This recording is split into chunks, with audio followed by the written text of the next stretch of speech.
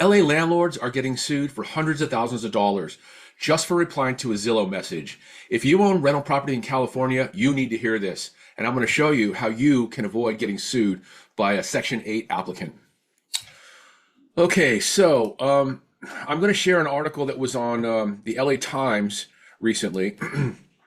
And the headline is, a Section 8 tenant is filing dozens of $100,000 lawsuits. Is it a discrimination fight or a shakedown? Well, we all know as landlords, that's a shakedown. This came out March 10th, 2026. A Section 8 voucher holder filed over 40 discrimination lawsuits against LA landlords and agents, with settlements reaching into tens of thousands of dollars. Obviously, the defendants claim it's a shakedown and a misunderstanding of Section 8 rules. So anyways, the article says, a bunch of landlords and real estate agents across LA have a message. If Alexis Watson messages you on Zillow asking if you accept Section 8 vouchers, choose your next words very, very carefully. Over the last 8 months, dozens of landlords and agents have responded to her inquiries, and dozens have been sued for at least $100,000. The lawsuits allege discrimination for refusing a Section 8 applicant, regardless if they actually declined their application. I have to ask the owners and get back to you, one agent wrote. $100,000 lawsuit. This house might be too old to meet the requirements, another wrote. $100,000 lawsuit.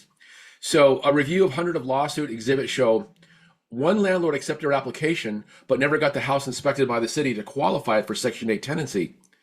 At least 9 others never even put a decline into writing. The only exhibits in the lawsuits filed against them are screenshots of call logs and texts from Watson, to each one claiming they declined her over the phone.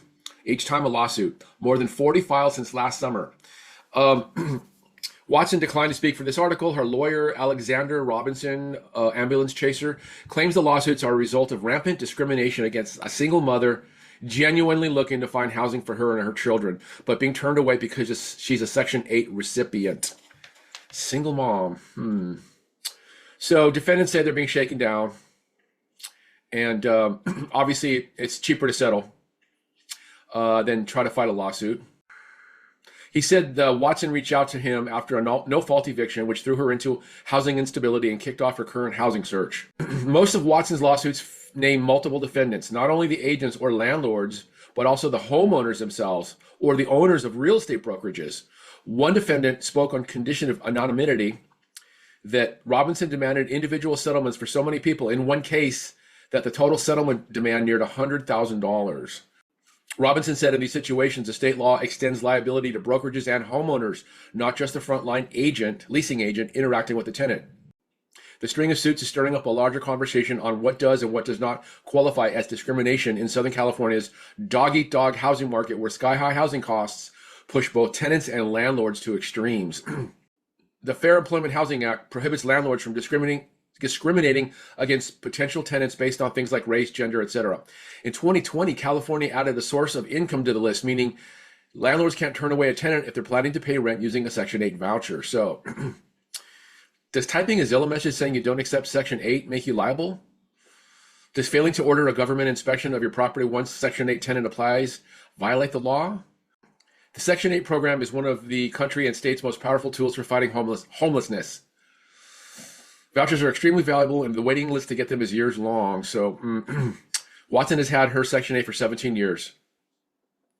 So again, the suits all follow the same format. Watson applies to a rental listing on Zillow, and for a variety of reasons, her application is rejected.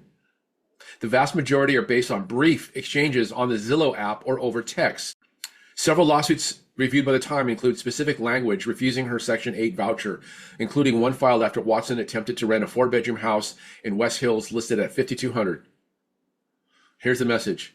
Just wanted to confirm the owner is open to Section 8 applicants. Defendant, sorry, no, not at this time. Watson, thank you. There was a commercial property too. It says, Watson, this is a creative office space in mid-Wilshire.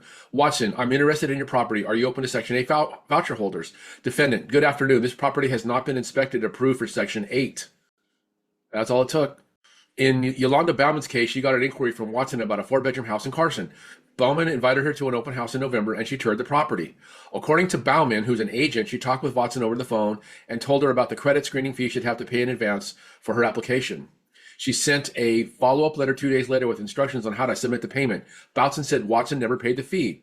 In exhibits filed in her lawsuit, Watson accused Bauman of ignoring her application, with Bauman responding that the owner of the property has decided not to accept Section 8 and has leased the property to a private entity.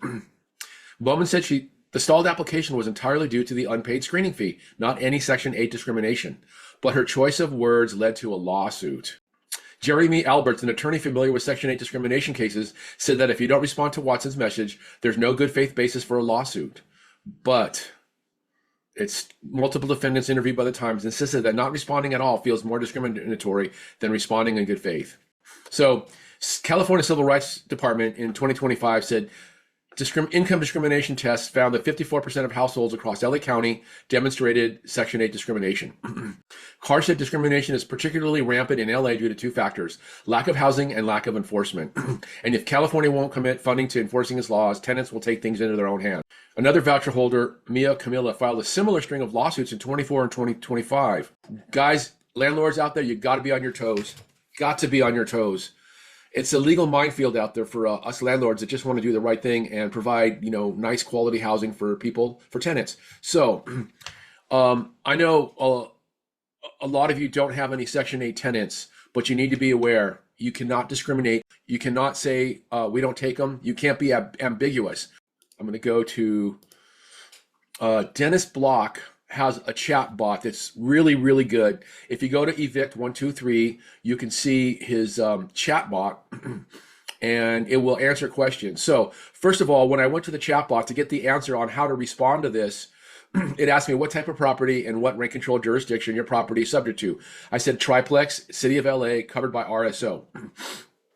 Then I asked, what should I say if a prospective tenant asks about accepting Section 8? Great question.